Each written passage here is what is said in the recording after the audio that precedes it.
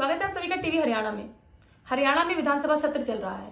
आज विधानसभा स्थगित कर दी गई है। हमारे साथ मौजूद है बीजेपी विधायक हरविंदर कल्याण जी। कई विषयों पर विस्तार से उनसे चर्चा करेंगे। सर, बजट पास हुआ है कल विधानसभा में, क्या कहना चाहते हैं? बहुत अच्छा बजट है, बहुत संतुलित बजट है और खास तौर पर मैं इसलिए भी सराहना करना चाहूँगा क्योंकि जिस तरीके से कोरोना का ये पिछला साल जो गया है, ये बहुत ही एक ऐसा वर्ष रहा है जो कि चुनौतियों भरा रहा है और इसमें पूरी दुनिया की रफ्तार भी रुकी है और पूरी दुनिया की अर्थव्यवस्था भी हिली है।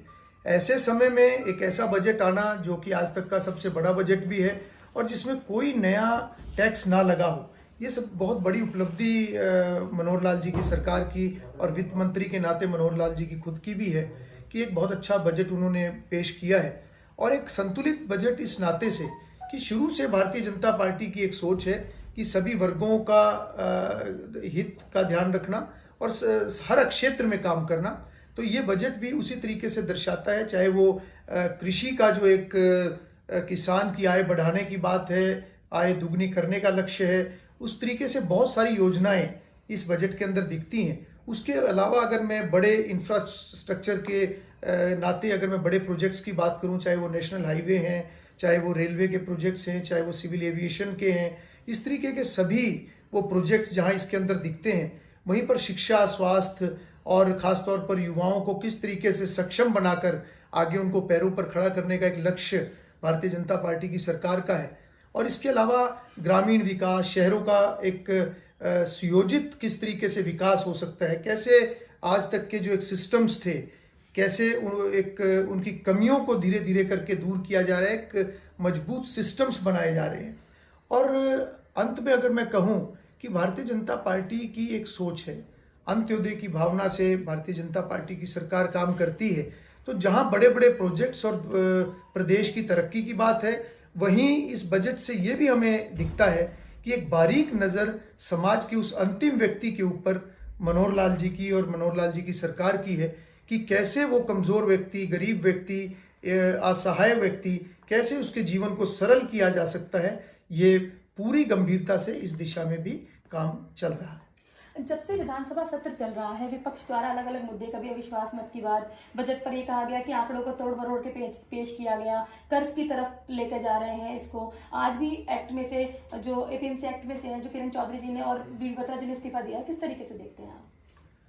देखिए, सभी को अगर मैं बहुत कम शब्दों में अगर कहूँ तो मैं कहूँगा कि विपक्ष बिल्कुल किसी भी तरीके से जिम्मेवार नहीं है। बहुत गैर जिम्मेवार हरकतें विपक्ष की तरफ से होती हैं, चाहे वो अविश्वास प्रस्ताव मनोहर लाल जी की सरकार, उनके मंत्रिमंडल के खिलाफ लाने की बात है। ना उनके पास किसी तरह का आंकड़ा था और ना ही उनके पास कोई ऐसा मुद्दा था जिसके लिए ये अविश्वास प्रस्ताव लाने की ज़रूरत हो। और इसके साथ साथ मैं कहूँगा कि हरियाणा का विपक्ष अभी नहीं, पिछले प्लान में भी हमने देखा और इस दूसरे टर्म में भी हमने ये देखा है कि बहुत बड़ा कोई मुद्दा अभी तक उनके पास ऐसा नहीं है, क्योंकि भारतीय जनता पार्टी की सरकार ने निरंतर व्यवस्थाओं को ठीक करने के लिए काम किया है।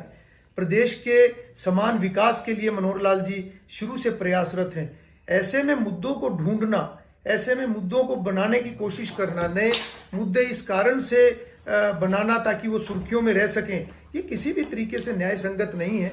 और बहुत सी बातें ऐसी हैं जो वो पब्लिक में बोलते हैं, उन बातों को वो तथ्यों के आधार पर सदन में कभी भी वो चर्चा में नहीं ला पाए। और मैं समझता हूं कि केवल सुर्खियां बटोरना ये विपक्ष का काम नहीं होना चाहिए।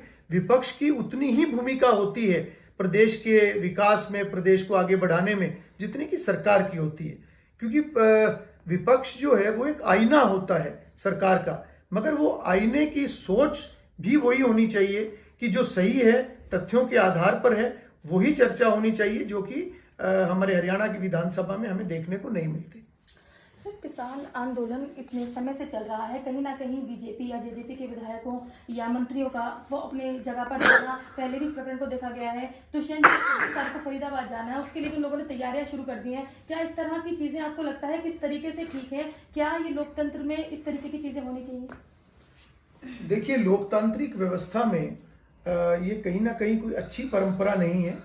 और जहाँ तक किसान आंदोलन की बात है, हम भी खुद किसान हैं और एक कृषि कानून के ऊपर जो ये विषय यहाँ तक पहुँचा है, मैं समझता हूँ कि जब केंद्र की सरकार लगातार वार्ता के लिए तैयार है, 12 दौर की वार्ता भी हुई है, और जब प्रधानमंत्री नरेंद्र मोदी जी ने खुले मन से इस बात को कहा है कि कोई भी क्लॉज, किसी के अंदर भी किसी तरह की कोई कमी अगर विपक्ष को या किसान संगठनों को या किसी भी कृषि विशेषज्ञ को, किसी को भी लगती है, तो सरकार उसको ठीक करने के लिए तैयार है। और मैं समझता हूं कि अभी पिछले दिनों में भी एक कमेटी किसान संगठनों की बनी है।